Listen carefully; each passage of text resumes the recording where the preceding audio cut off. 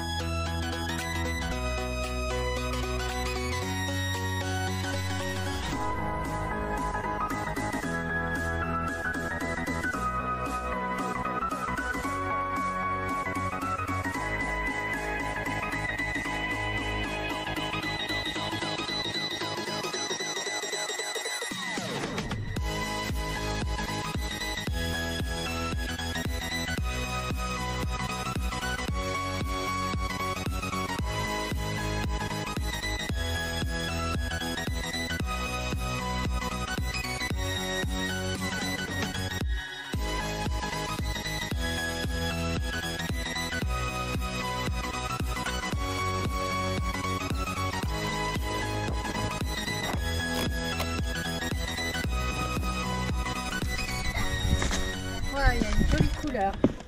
Comme je vous le disais, c'est un fat bike que je vous présente aujourd'hui. Pour ceux qui le découvrent, un fat bike, c'est un vélo avec des pneus surdimensionnés qui assurent une très bonne accroche sur les terrains un peu difficiles comme la neige, le sable et la boue.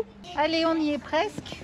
Plus que quelques risslandes à enlever. Donc la première chose qui se dégage de ce vélo, c'est vraiment une impression de robustesse. Je vous parlais de pneus surdimensionnés, mais quand on regarde le cadre, la fourche, et tout à l'heure je vous montrerai le phare, c'est vraiment une de très bonne manufacture et tout plein de petits gadgets dont j'ai ignoré l'existence sur un vélo que je vous montrerai tout à l'heure. Donc dans un premier temps, je vais le redresser pour installer la potence et le guidon. Donc jusqu'ici, rien de plus simple, hein. Alors pour ce faire, je suis obligée de replier la potence pour éviter d'abîmer les câbles car ils sont un petit peu courts. Donc c'est simple, à l'intérieur, nous avons un détrompeur et ici une encoche. Donc il suffit de tout aligner. Voilà.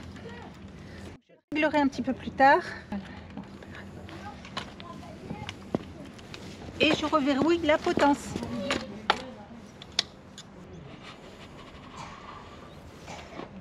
Le montage de la roue avant est tout aussi simple. Il suffit de coucher le vélo et de le retourner.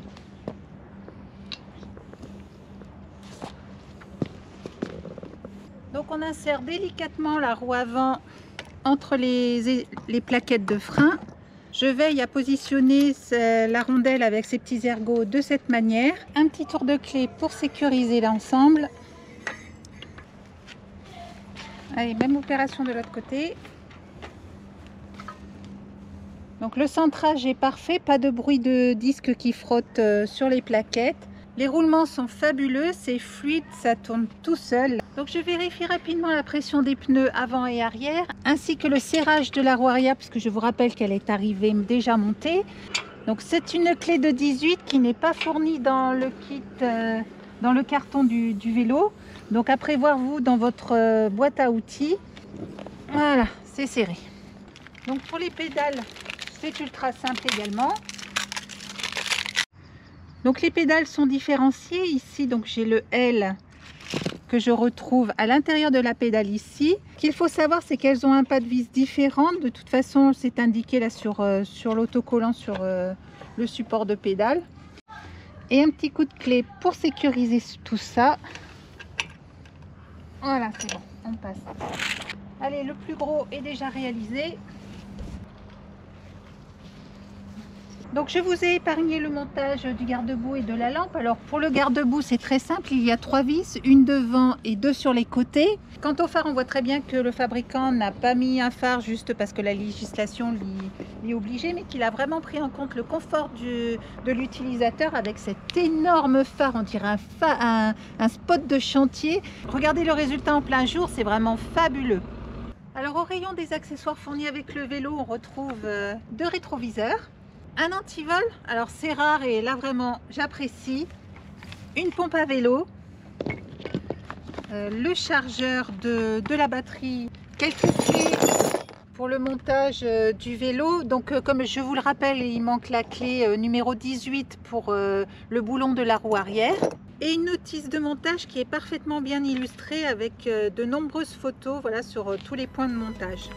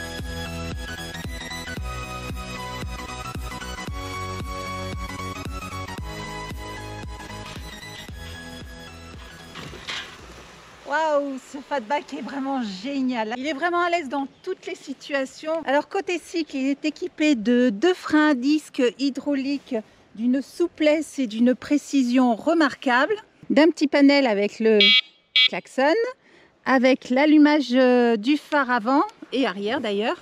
Donc comme je vous le disais, c'est vraiment un phare fabuleux. Il éclaire en grand angle, de 2 vrais clignotants.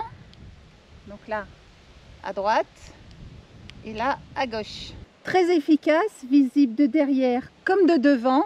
On retrouve un dérailleur Shimano à 7 vitesses. Le petit gadget qui fait plaisir, le support de téléphone. Alors regardez, celui-ci, c'est pas un smartphone ultra mince, mais c'est vraiment une tablette, enfin un ordinateur, enfin tout ce que vous voulez. Et donc il rentre parfaitement dans le support avec en prime un port de recharge USB pour pouvoir recharger votre téléphone tout en roulant.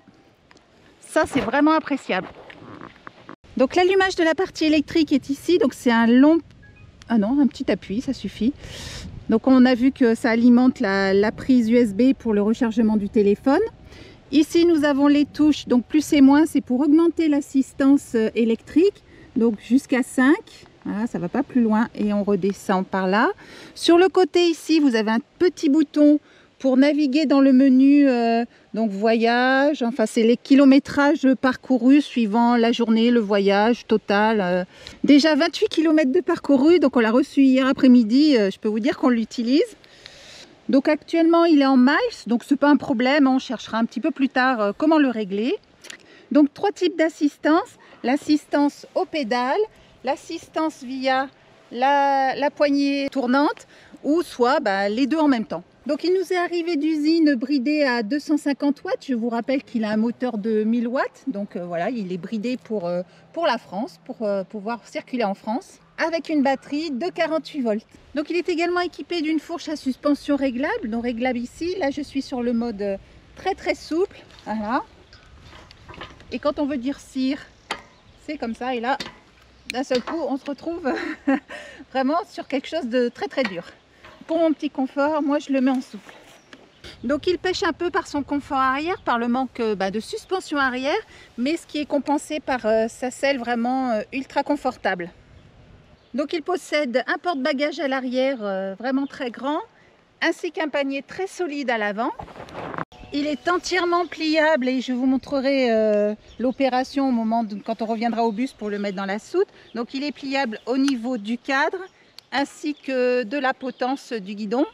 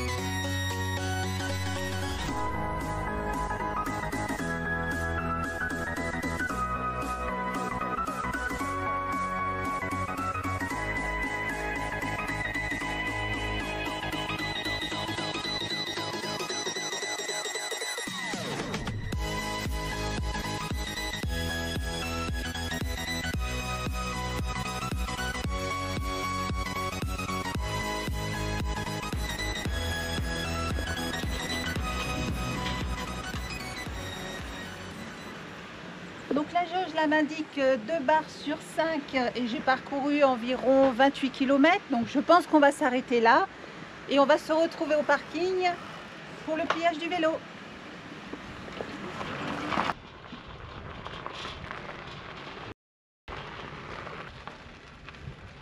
Alors voilà pour cette petite balade. Alors comme je vous le disais, il est entièrement pliable et pour nous c'est vraiment un atout puisqu'il va falloir qu'il rentre là-dedans dans les soutes de notre bus aménagé.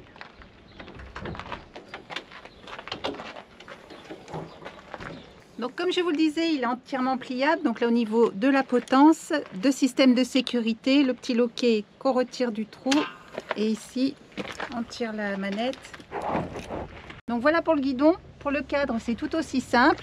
Je pousse, je tire. Alors il faut catcher mais en même temps c'est une sécurité. Le cadre ne risque pas de se replier en cours de route. Donc voilà, hop, je le pose sur son support ici. Donc c'est tout aussi simple, hein. Bon, une trentaine de kilos, mais ça se fait. Donc voilà pour le pliage. Alors faut pas se mentir, hein, il va prendre de la place. Mais il a l'avantage d'être pliable et transportable très facilement. Donc voilà pour cette vidéo, j'espère qu'elle vous a plu. Donc vous trouverez tous les liens pour accéder à la boutique dans la description sous la vidéo. Et moi je vous dis à bientôt.